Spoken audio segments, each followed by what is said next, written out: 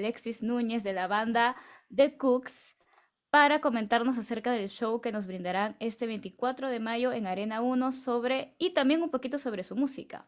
Hi Alexis, welcome to this interview in Conciertos Peru. My name is Roxy. We are very excited for having you guys coming to Peru again. The last time we saw you playing here was in 2018. How do you feel about coming back after all these years? Hey, Roxy. Thank you for having me. Well, we feel very, very excited every time that we come to South America. Uh, we just get so much love and support, and the people are just so lovely. Peru, especially. It's been a little while. I can't remember what when the last time it was. I think it was a few years ago now, but yeah, it was it's obviously we're very very excited to be playing and touring and just exploring the world and playing music. Oh, that was great. Yeah, it was in 2018. I think so. You come for the first time. That's Now right. I got the pleasure to go to this event, this show in 20. I think it's in 24 of May here in Arena 1 in Peru. Nice. Um, so I was very excited. Well, the next question is we would love to know about your first experience after 15 years of listening to this anniversary album, Inside In, Inside Out. Hmm. My first experience of listening to it. Yes, yes. Okay, so I joined the band about 10 years ago. Um, and to be honest, I didn't have the album before I joined. I'd obviously heard like the band and I knew the band and I knew all the singles, of course. But I'm sorry to say I didn't actually have the album. So what happened is that when I joined, Mm. I kind of just basically listened to it just to get the just to sort of kind of get a feel for the band and the history of the band. I kind of did it that way. So I learnt the songs Mhm. by playing them, if that makes sense. Yeah, okay, that's very great. And how do you feel now playing these songs for this tour of anniversary? It feels great. It really feels great because it's it obviously reminds us of a time when I think a lot of bands were quite popular. Like guitar music was really, especially in this country, in like the Mm. UK, there was a lot of bands and a lot of activity, and it was an exciting time. And so, obviously, playing music from that album gives you that kind of nostalgic feeling, but also they're just great songs to play live. So we just did a UK tour where we did the whole album, we played every Mhm. song on the album, and it was so much fun. It really, really was, and it was um, a lot more like a sort of just guitars and kind of the old sound or the first sound, shall we say, of the band. Yeah, very nostalgic that guitar sound, no? More in these days we hear more like synth pop or more electric sounds maybe in no in music. Exactly, In exactly. Yeah. in all these years you've been in the band, how can you describe the Cooks music evolution? I think it's just it's evolved naturally because of the fact that we are all really into all sorts of different music. So it feels like every album that we do is slightly different from the previous one because we are just always sharing music when we tour together, when we hang out together, and we all have different influences. And I just think that we like to try things out and. uh, and I think it's good just to progress and not carry on with the same style Yeah. of music every time. And obviously, as times change and people's influences change. So it's just been a natural kind of evolution musically, I think, because of the fact that we're quite open minded and we like to listen to all sorts of different music. Yeah, and you guys, you do it very well. I know this Friday you're gonna release some part two of your EP Echo in the Dark, if I am not Hmm. mistake.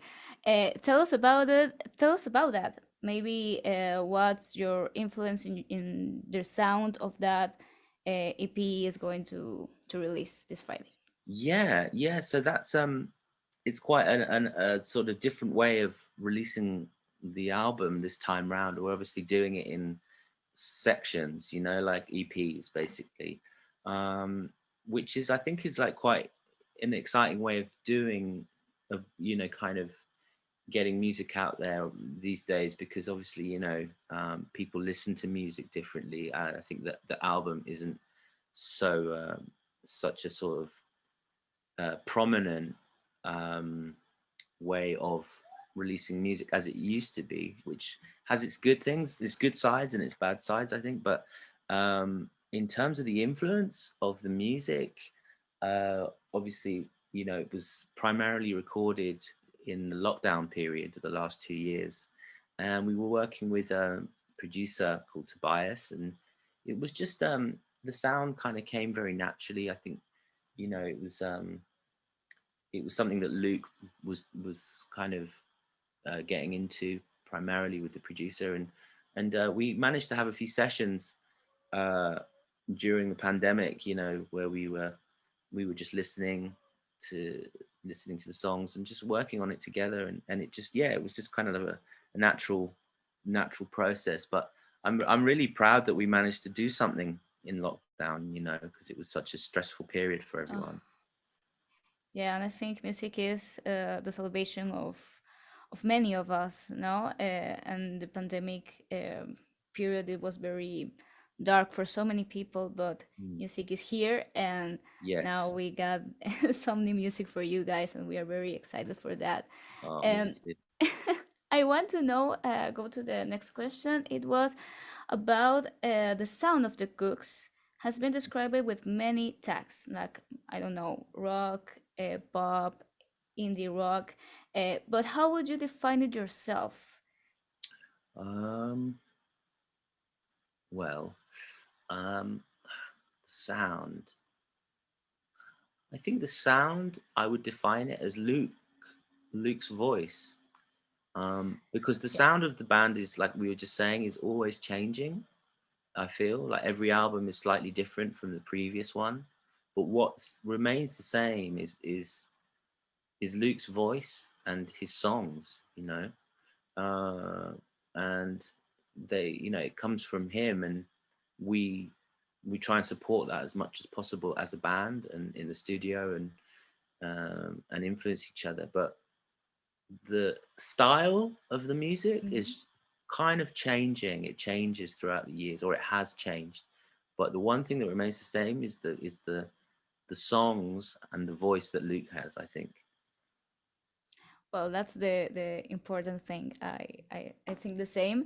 And now in music is very, I think the genres are old now. Put tags in, okay, you are this Mm. rock, you are pop. I think now all is mixed up, and that's fine. I Well, think that's really great in music. We need that. yeah. No? Yeah, yeah, of Well, course, because it's liberating for the yeah. artist or the band to not to feel like they have to sound a certain way. Um, it's much nicer to be free to try anything and not worry that, oh, we're not going to sound like people expect us to sound. I mean, I just think that you just have to have freedom in creativity, and if you are described or classified as a rock band, or this, that, or the other, it can be detrimental to the process. So it's yeah, it's good. I just think that it's better not to have labels like that as well. Yeah, I agree. I really agree. Well, Alexis, this is all the questions I made for you in this little interview. And Okay. now, please, I you can use this last minute to invite all of your fans who are watching this interview to come to your show here in Lima, in Arena Uno, the 24th of May. Okay, guys, we are playing Lima Arena Uno on the 24th of May. Please make sure you come. We are very excited to play, and we'll see you then. All the love in the universe.